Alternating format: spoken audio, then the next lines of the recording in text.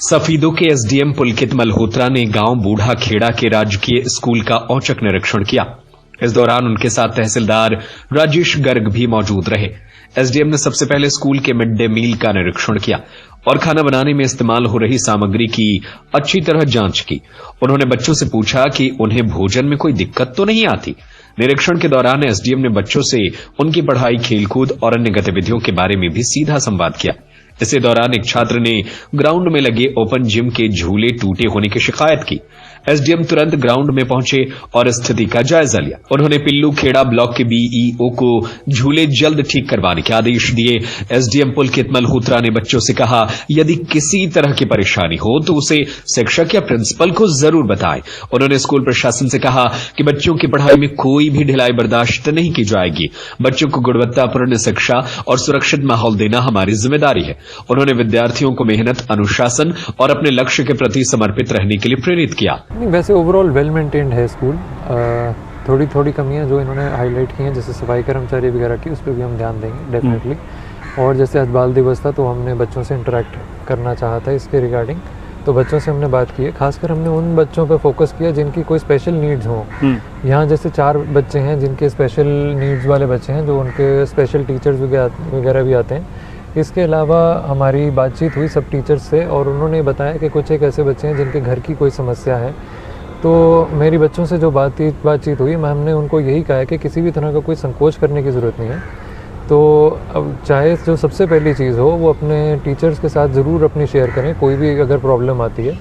इसी तरह school authorities को हमने यही कहा है कि अपनी तरफ से कोई अगर बच्चे को कोई दिक्कत आ रही है और उसमें अपनी कोई साइकोलॉजिस्ट की, कोई साइकेट्रिस्ट की या हॉस्पिटल से कोई रिक्वायरमेंट हो तो वो हमें बता दीजिए और हम यहाँ पे रेगुलरली विजिट भी करवाएंगे, ताकि इस तरह के कोई चाइल्ड इन नीड हैं जिनकी घरेलू कोई प्रॉब्लम है, ताकि उनको बाद में दिक्कत ना हो। इसी स्टेज पे हम अगर उनकी कोई सुधार करवा पाएँ तो उससे अच्छी कोई बात नहीं हो सकती। मिड डे मील का इश्यूज़ काफ़ी रहता है सर गवर्नमेंट स्कूल के अंदर, तो यहाँ की सुविधा कैसी देखने को मिली? यहाँ पे हमने जो विजिट किया उसमें काफ़ी अच्छी तरह मेंटेन्ड है। सफाई जो स्टोरेज है उसमें भी सफाई काफ़ी अच्छी थी और सफाई वगैरह, जो बर्तनों की सफाई वगैरह भी अच्छी सेटिस्फैक्ट्री थी। और हमने स्पेसिफिकली बच्चों से भी अलग से पूछा था कि उनको कोई खाने में कोई प्रॉब्लम तो नहीं आ रही, तो काफ़ी अच्छी तरह मेंटेन था ओवरऑल। जैसे पूरे स्कूल का विजिट किया तो लगता है कि ये स्कूल बिल्कुल वेल मेंटेन चल रहा है स्टाफ की उससे?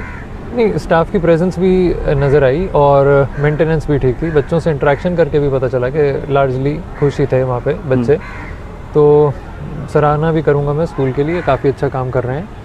और जैसे हमारे सरकारी प्रणाली में रहता है कि टीचर्स की एब्सेंस के कारण या उनके काम में थोड़ी सी प्रॉब्लम आती है, तो उस हिसाब से मैं कह सकता हूँ कि अच्छा स्कूल।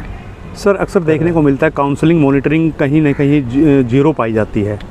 आपको नहीं लगता कि इस तरह से अगर हम काउंसलिंग मॉनिटर बच्चों में करेंगे तो आगे जाके एक सक्सेस ले सकते हैं? बिल्कुल, उसीलिए मैंने आपको ये बताया भी कि यहाँ पे जैसे काउंसलर हैं, उनकी रेगुलरली हर बच्चे के साथ काउंसलिंग सेशन अलग से भी हम करवाएंगे और हॉस्पिटल के थ्रू भी करवाएंगे।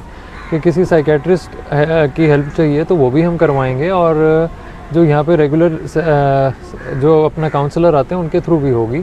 और बच्चों को भी मैंने यही मोटिवेट करने की कोशिश की है कि कोई भी समस्या आती है तो टीचर ही उनके सबसे पहले काउंसलर तो टीचर ही हैं, क्योंकि वो जिनके साथ सारा दिन रहते हैं, 365 दिन रहते हैं, तो उनसे ज़्यादा क्लोज वो किसी को समझते नहीं हैं। मदर फादर के बाद अगर कोई हैं तो वो टीचर ही हैं।